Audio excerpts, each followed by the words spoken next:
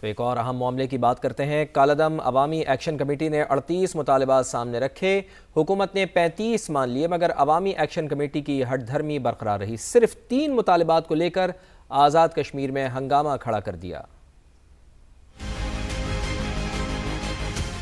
آزاد کشمیر کی حالیہ تاریخ کا اہم ترین سیاسی معاہدہ کالعدم جوائنٹ عوامی ایکشن کمیٹی کے مطالبات اور اس پر حکومتی عمل درآمد۔ عوامی ایکشن کمیٹی نے حکومت کے سامنے 38 نکاتی چارٹر آف ڈیمانڈ رکھا تھا، جس میں سے 35 مطالبات حکومت مان چکی تھی۔ صرف 3 مطالبات ایسے تھے جن پر مکمل اتفاق نہ ہو سکا۔ اس کے باوجود احتجاج اور کشیدگی نے صورتحال کو گرم کر دیا۔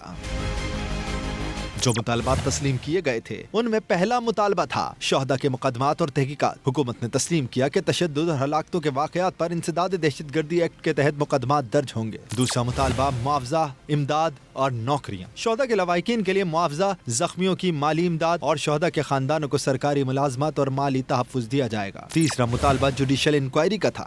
عدالتی کمیشن بنا کر واقعے کی شفاف تحقیقات اور ذمہ داروں کا تعین کیا جائے گا۔ چوتھا مطالبہ 2 نئے تعلیمی بورڈز۔ مظفر آباد اور پونچھ میں 2 نئے تعلیمی بورڈز بنا کر تعلیمی نظام کو مقامی سطح پر بہتر بنایا جائے گا۔ پانچواں مطالبہ منگلا ڈیم متاثرین کی زمینوں کی ریگولرائزیشن، متاثرہ افراد کو قانونی مالکانہ حقوق دیے جائیں گے۔ چھٹا مطالبہ بلدیاتی نظام کو دوبارہ فعال کیا جائے گا، جس کے لیے لوکل گورنمنٹ ایکٹ کو بحال کیا جائے گا۔ ساتواں مطالبہ صحت کارڈ کا اجرا، مفت یا سبسڈائز علاج کی سہولت پہنچائی جائے گی۔ آٹھواں مطالبہ طبی سہولیات سے متعلق، ہر ضلع میں CT اسکین اور MRI مشینیں پہنچا کر جدید طبی سہولیات کی فراہمی یقینی بنائی جائے گی۔ نواں مطالبہ تھا لوڈ شیڈنگ کا خاتمہ۔ بجلی کے ترسیلی نظام کے لیے 10 ارب روپے خرچ کر کے لوڈ شیڈنگ کا خاتمہ ہوگا اور سسٹم اپ گریڈ کیا جائے گا۔ 10واں مطالبہ ہائیڈل پاور فیصلوں پر عمل درآمد کا تھا۔ 11واں مطالبہ سرکاری اخراجات میں کمی کی جائے گی۔ 12واں مطالبہ بیوروکریسی میں کمی، سرکاری مشینری کو سادہ اور مؤثر بنایا جائے گا۔ 13واں مطالبہ اداروں کا انضمام، سول ڈیفنس وغیرہ کو ریسٹرکچر کیا جائے گا۔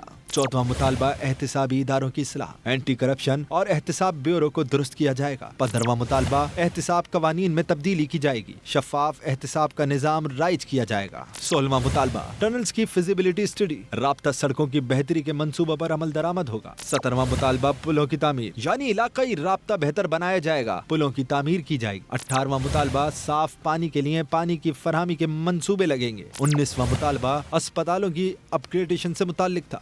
20واں مطالبہ تعلیم میں سفارش کا خاتمہ ہوگا، اوپن میرٹ داخلے ہوں گے۔ 21واں مطالبہ پراپرٹی ٹیکس میں کمی کی جائے گی، پنجاب اور KP کے برابر ریلیف دیا جائے گا۔ 22واں مطالبہ ایڈوانس ٹیکس میں کمی کر کے کاروباری طبقے کو سہولت دی جائے گی۔ 23واں مطالبہ پانی سپلائی اسکیم میں دیہی علاقوں میں واٹر منصوبے لگائے جائیں گے۔ 24واں مطالبہ متاثرین کو رہائشی حقوق، کالونیوں میں رہائش کا قانونی حق دیا جائے گا۔ 25واں مطالبہ تھا ٹرانسپورٹ پالیسی میں اصلاح کا۔ 26واں مطالبہ احتجاج کے دوران گرفتار کیے گئے افراد کو فوری رہا کرنے کا تھا۔ 27واں مطالبہ تعلیمی انفراسٹرکچر کی بہتری، اسکول اور کالجز اپ گریڈ کیے جائیں گے۔ 28واں مطالبہ میرپور ایئرپورٹ منصوبہ، یعنی عالمی معیار کا ہوائی اڈا بنایا جائے گا۔ 29واں مطالبہ بنیادی انفراسٹرکچر کی ترقی۔ 30واں مطالبہ ترقیاتی منصوبوں کی فیزیبلٹی۔ 31واں مطالبہ صحت اور تعلیم کے فنڈز اضافی بجٹ کی فراہمی۔ 32واں مطالبہ ریونیو نظام میں شفافیت لائی جائے گی۔ 33واں مطالبہ عوامی شکایت کا نظام اور آن لائن گورننس سسٹم بہتر بنایا جائے گا۔ 34واں مطالبہ ترقیاتی مانیٹرنگ،